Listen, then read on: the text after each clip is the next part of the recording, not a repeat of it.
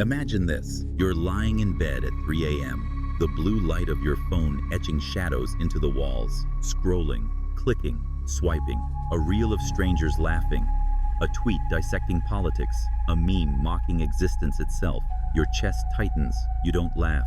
You don't cry. You consume. The screen flickers, and for a moment, you catch your own reflection, a ghost hovering in the glass, pixelated and fragmented. This is the silent ritual of the digital age, a billion souls trading midnight hours for the dopamine of a thumb tap, mistaking data for wisdom, connection for communion, existence for a performance. Here's the contradiction.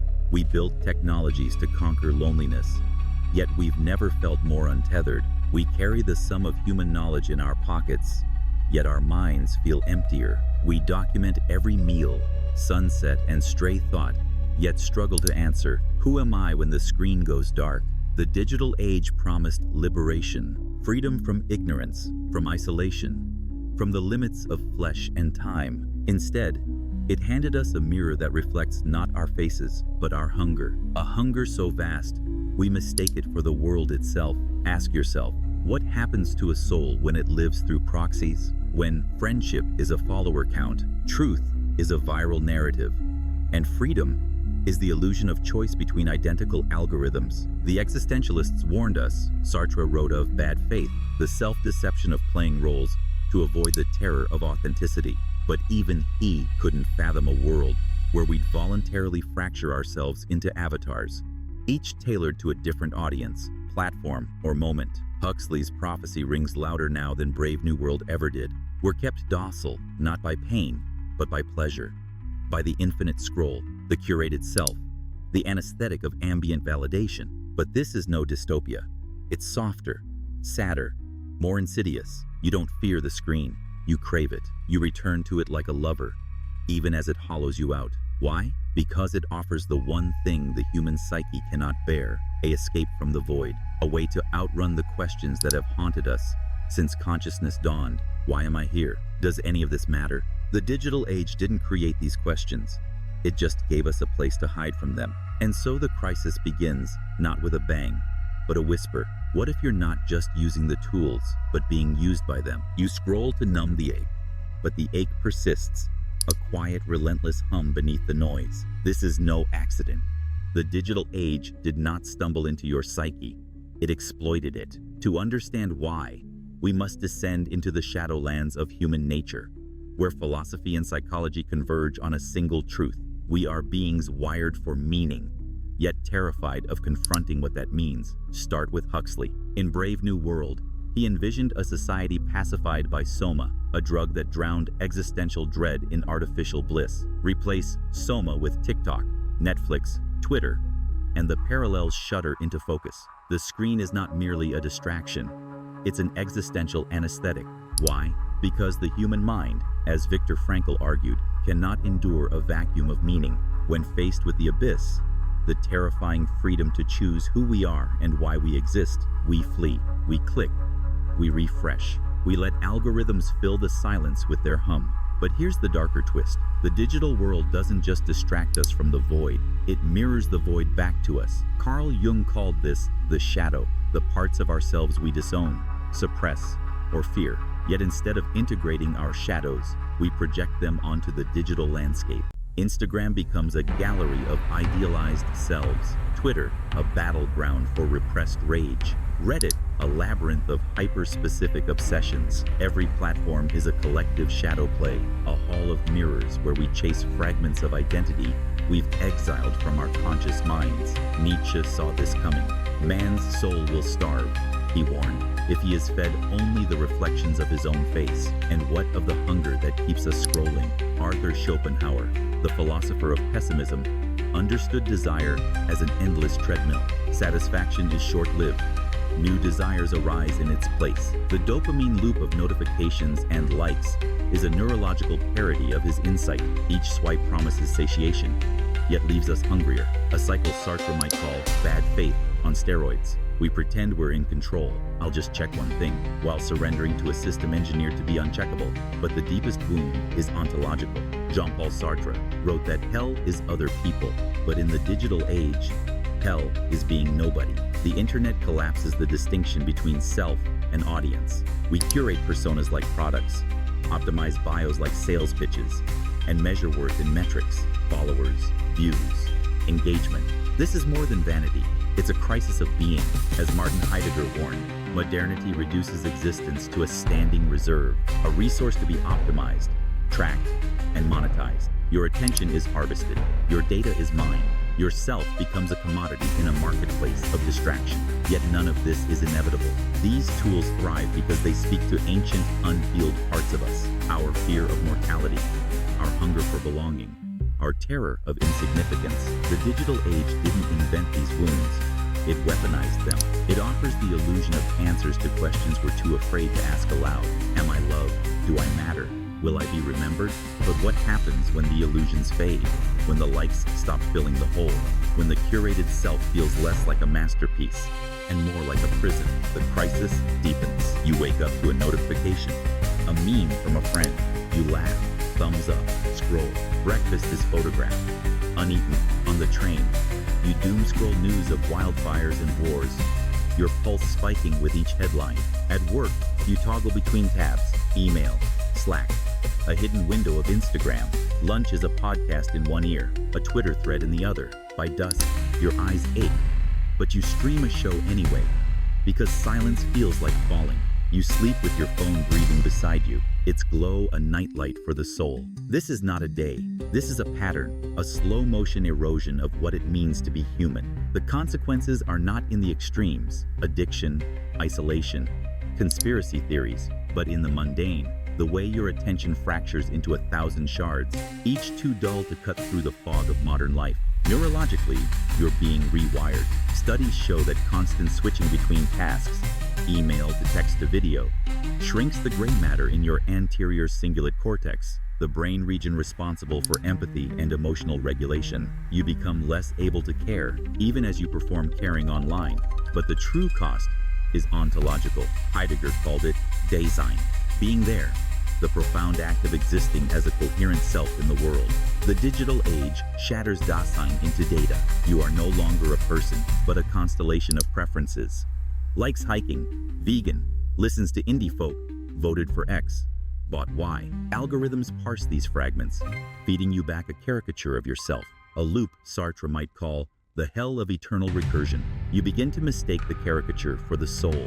Culturally, we've entered a mass dissociative state. Jung warned that when a society ignores its shadow, it projects that darkness outward as chaos, rage, nihilism, conspiracy. Look around. Viral hashtags, hashtag cancel strangers. Memes reduce genocide to punchlines. Political discourse collapses into tribal performance. This isn't mere polarization. It's collective psychosis. The digital sphere becomes a psychic dumpster fire, where unprocessed trauma, loneliness, meaninglessness, dread is weaponized into content. We click like on war videos, not because we're cruel, but because we're numb. And what of love, of grief, of the raw, unmediated experiences that once defined the human condition? They've been outsourced. You no longer miss a lover. You stalk their Spotify playlist. You don't mourn death. You post a tribute story, then scroll past it. Even memory, the last refuge of the self, is hijacked. Your brain offloads facts to Google, moments to Instagram, ideas to notes apps. Nietzsche feared the death of God, but this is the death of interiority, the quiet space where meaning is born. The most sinister consequence, though, is existential learned helplessness. You know the screen drains you. You sense the hollowness, yet you return. Why? Because as psychologist B.F. Skinner proved with his rats, variable rewards, random likes, unpredictable viral hits are the most addictive stimuli known to psychology. The digital age didn't just borrow this insight, it perfected it. Every app is a Skinner box, and you're the rat, tapping for pellets of validation. But here's the horror Skinner never imagined. The rat never questions if the pellets are food. You've become a ghost in a machine, haunting yourself. And yet, but what if the screen isn't the enemy?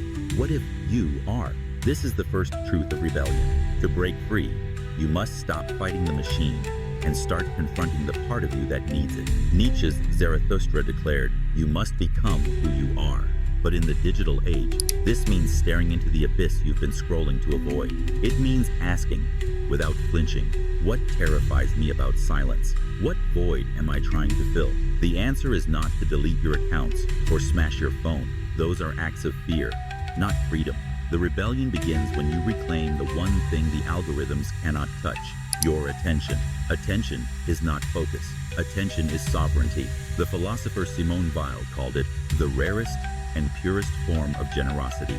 But here's the radical twist.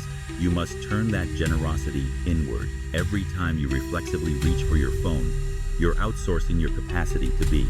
To rebel is to pause in that moment, to let the itch of boredom, anxiety, or FOMO rise, and ask, what is this emotion trying to tell me?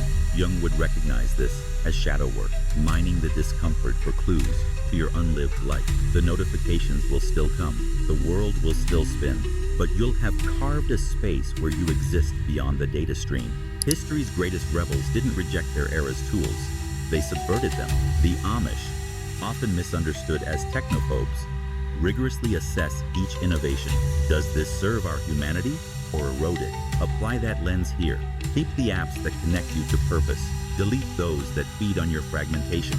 Use social media to create, not curate. Post poetry only you understand. Share ideas that won't go viral.